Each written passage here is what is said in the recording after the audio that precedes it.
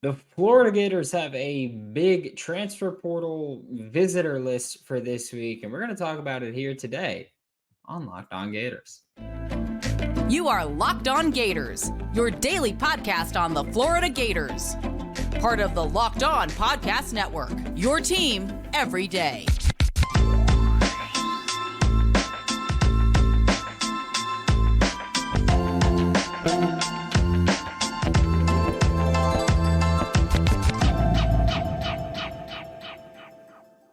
Hello, and welcome back to another episode of Locked On Gators, part of the Locked On Podcast Network, your team every day. Thanks for making Locked On Gators your first listen of the day. We are available daily and free wherever you listen to the podcast. Happy Tuesday.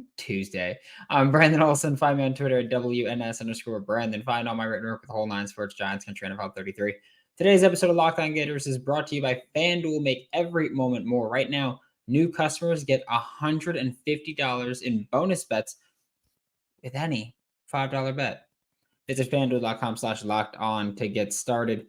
And we're talking about the Florida Gators transfer portal visitor list for this week because starting tomorrow, they've got 4 guys currently publicly set to visit. We will talk about all 4 of them because, well, it is a list of defensive impact players is what I'm going to call them, because I truly think that they all have a spot on this defense for making, honestly, probably starting from day one.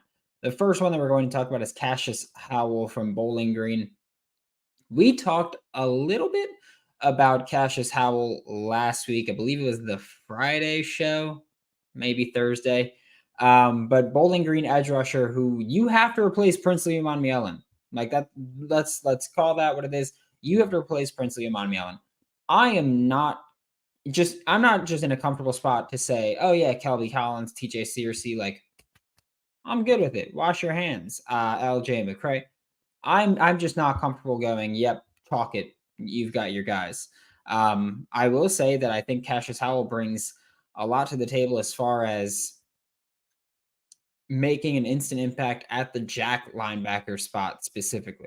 Because I know that looking at what Kelby Collins or how Kelby Collins was used last year, he played a bit of jack. He played a bit of that F defensive end spot.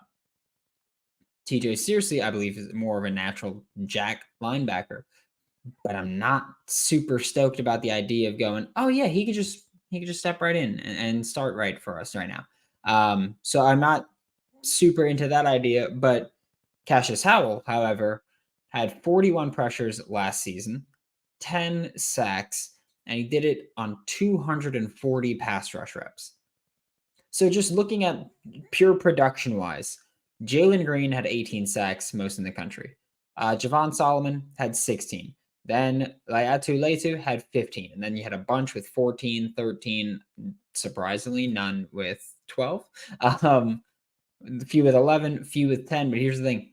All those players above Cassius Howell played more snaps than Cassius Howell.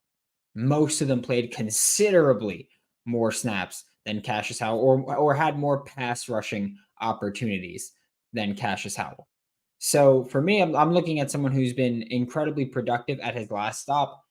And that's an important part because when we talk about what kind of transfers you want Florida to bring in, or at least what kind of transfers I want Florida to bring in, a lot of it comes down to group of 5 starters looking to take the next step up to the SEC before going to the NFL, or Power 5 starters who we'll talk about that in the next segment, but Power 5 starters who are looking to step up from ACC, formerly Pac-12, whatever it is, to the SEC. But Cassius Howell is someone that I think he's more of a pure jack linebacker. I think he's got, from watching for those of you who don't know, Bowling Green, Toledo's rival. So I've seen Cassius Howell play quite a few times now, just watching him action. But I think from watching Cassius, the biggest thing I'll take away from that is that he is all right as a run defender, which I get it. No one's gonna be thrilled to hear that he's all right as a run defender when you look at, oh yeah, what the main complaint was about Princely Umanmielen frequently was the run defense. But I think that when you look at just what Cassius Howell kind of has in his bag as a pass rusher, he's got one specific thing that he does that I love so much, and I don't love it as much as I love Princely's spin move. I think everybody that's watched this show knows that I was a big fan of the spin move that Princely would break out. But Cassius Howell has a great dip. Like he's just got great bend around the edge. And it's not even really a move. It's just something that he does. That Princely did it really well as well. And there's plenty of guys that do it well. But Cassius Howell, when he does it, I just love the way that he dips and bends his shoulder below his shoulder and chest area below the offensive tackle's reach. If you're a taller offensive tackle, you're going to have some issues with that. But also, I love how he does it because he bends around the edge and gets low to get by an offensive tackle, but also allows him to keep that contain around the edge. And so for me, I think that's where Cassius Howell really thrives as a pass rusher.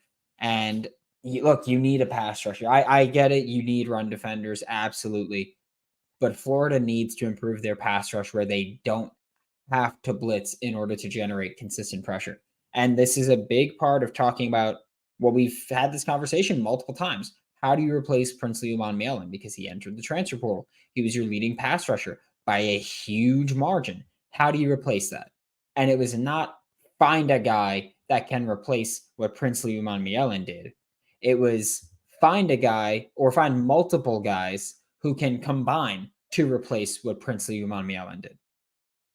Because that's what you're looking to do. You're not looking for, oh, let's just get a jack that can create a ton of pressure and no one else does it. No, I'm fine with my individual jack linebacker having less pressures than what Princely Umanmielen had this year, if it means that the entire defense as a unit works. Because last year, all you had to do was neutralize Princely, and the pass rush was not getting home.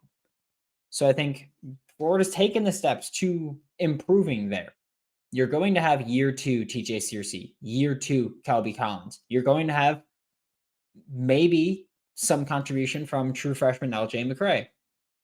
You're going to have a returning Jack Pyburn. You're going to have Joey Slackman coming in from Penn on the interior that's going to help improve that pass rush. Then you add someone like Cassius Howell, and you're like, all right, yeah, he might not be as good overall as Princely was, but guess what? He's contributing to improving the unit. Because if you can improve the unit enough, and I don't mean you need to make I don't mean you need to add all Americans at every level in order to replace it. I just mean if you can improve the unit enough to replace what Princely did or even improve it, make it more consistent, then you're in business, and that one individual loss doesn't matter that much.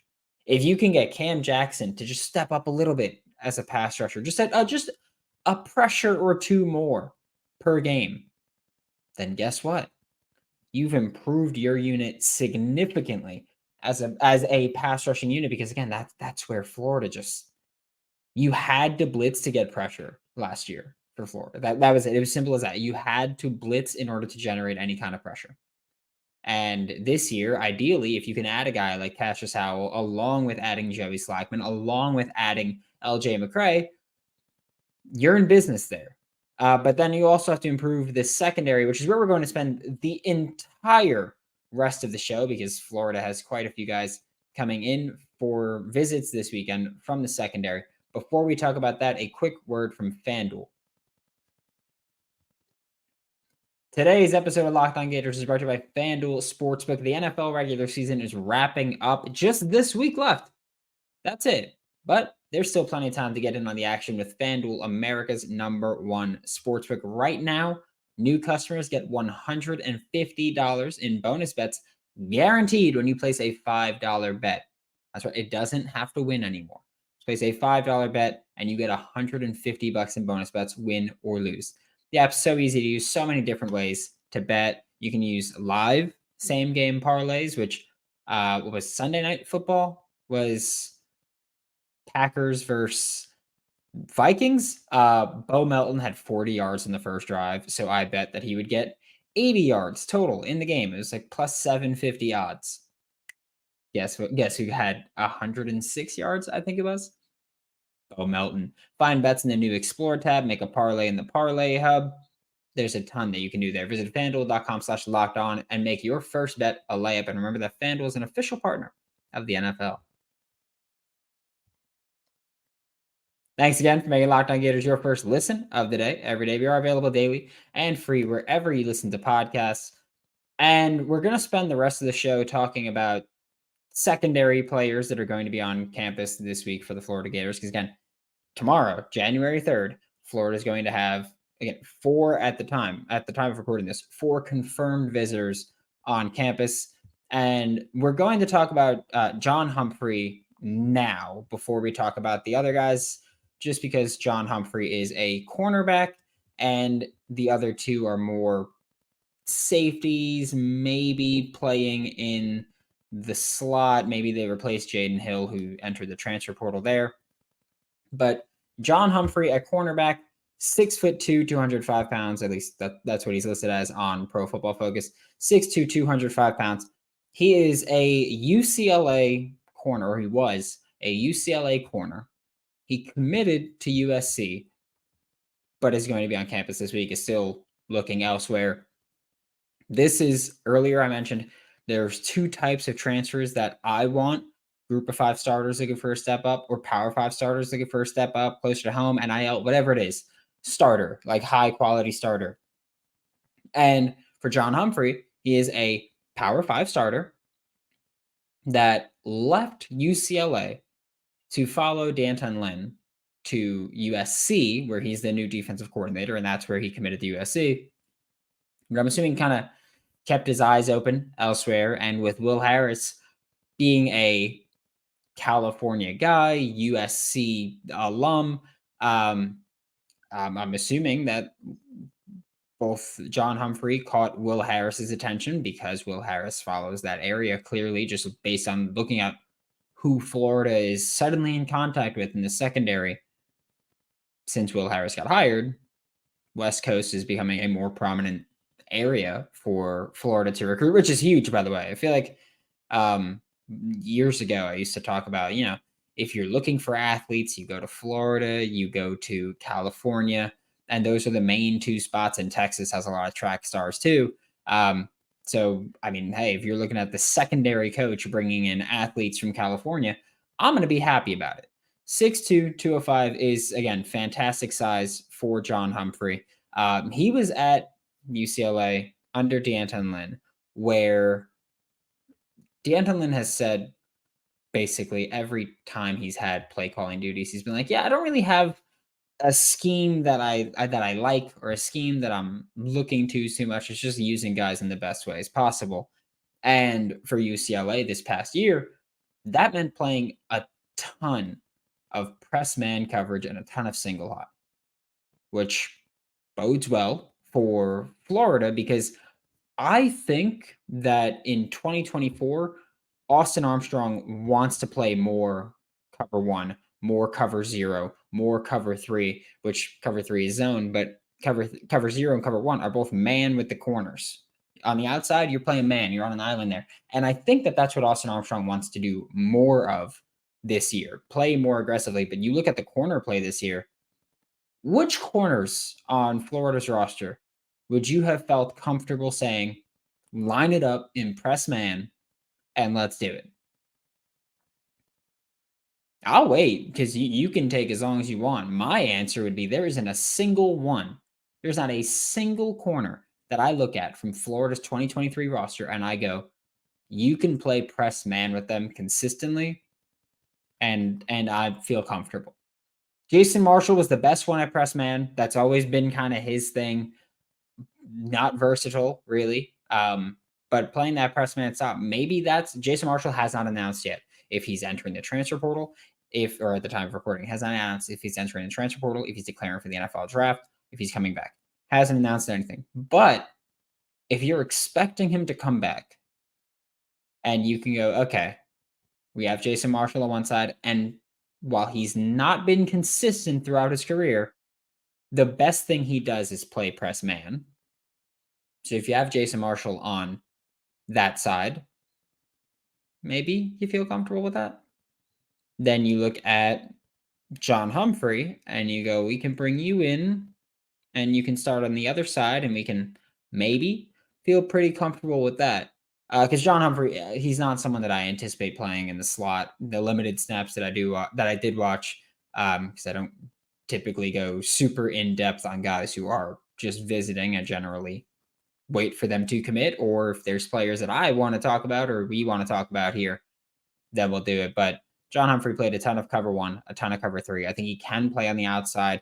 I'd be interested to see how he translates from Pac 12, which had, I mean, fantastic quarterback play this year, but watching how he would translate here to the SEC under Austin Armstrong, under Will Harris. But for Florida, I think if you can add a guy like this, you do it every single time. I think he can play outside. He's got, again, great size at 6'2, 205. So great size to play on the boundary. And pairing him with, if you have Jason Marshall back, if you have Jakeem Jackson ready to step up, if you have Devin Moore healthy, if you have Jakeem Jackson ready to step up, I just said that. But if you've got the guys ready to step up, if you've got Teddy Foster learning underneath them, having guys who are tall, lanky, physical on the boundary, that sets a tone for the other guys in that secondary. If I'm a corner and I'm generally soft-ish in terms of just playing press coverage, and I'm learning under another corner who's physical as hell at press, that's going to help me. Like, I'm going to watch him and I'm going to get better at it. He's going to probably teach me a bit and I'm going to get better at it. Like, he's going to actually tell me how to get better at it. And that's going to improve the entire secondary. I think John Humphrey is someone that you look to step in and you go, all right, starting corner from day one. That's the expectation here. The other two guys that are going to be on campus, we're kind of going to bunch them together because I think they present somewhat similar skill sets there. First off is Tulane's DJ Douglas, can play safety, can play in the slot, played a lot of deep safety at Tulane, which I do think is important because I just mentioned, playing more cover one. When you have a team that plays a lot of cover one, they typically also play a lot of cover three because you've got that single high look from the safety and the QB is going to read that. And if you've got cover one, cover three, that part of the field is going to look pretty similar whether you're playing both of them. And then if you have guys running vertical, it's going to look pretty similar on the outside as well there. But DJ Douglas played a ton of cover three at Tulane as the deep safety, meaning he's got experience as that center fielder type of guy. But he's also played a lot in the slot. He's moved around a lot. Just he's been a very versatile piece. So he's played in the slot. He's played as more of a natural strong safety, more of a thought of as typically stereotypical deep safety, free safety. But he's also a willing run defender, which is kind of where I look at him and I see his skill set as willing run defender, can play in the slot, has played in the slot. I know he can play zone. For me, it's about translating a little bit more to man. But I think that when I look at what he puts on film, like, all right, that can translate over to playing that star spot for Florida, which is typically thought of as like a corner safety hybrid more than anything else. 6'2", 205 pounds. Or I'm sorry, 6 feet tall, 205 pounds. Not ideal.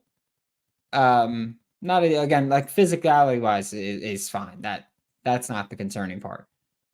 But you can't really line him up against many tight ends, or if a team uses a power slot, which power slot's like the taller slot receiver, the 6'3" guy in the slot, and it's like, yep, just bully ball. I think DJ Douglas isn't great at that. But again, I do think that you can look at him as someone who can play depth safety, or not, I don't like saying depth because I feel like people think depth as won't play. But a rotational safety that can also play in the slot. And then you look at the other guy that Florida is also bringing in South Alabama is Jaden Voisin. Similar in terms of safety or slot. I think he's more of a true slot DB than safety, but way more aggressive on the ball, which I think for myself and a lot of other Florida Gators fans, you hear, oh, he's way more aggressive on the ball. And I'm like, all right, well then guess what? I'd prefer you to be the guy that we bring in, the guy that's starting there. Because Florida just struggle. They rode the struggle bus relatively consistently when it came to actually forcing turnovers as a team. They were not good at that. You look at the first pick of the year came against Tennessee, basically not even a punt because it was tipped and just went straight up. That didn't go far enough to be a punt. But I think Jaden Voisin is probably the guy that I'm looking at for playing star. Yeah, I want him. I will say that he's got the skill set to play all over.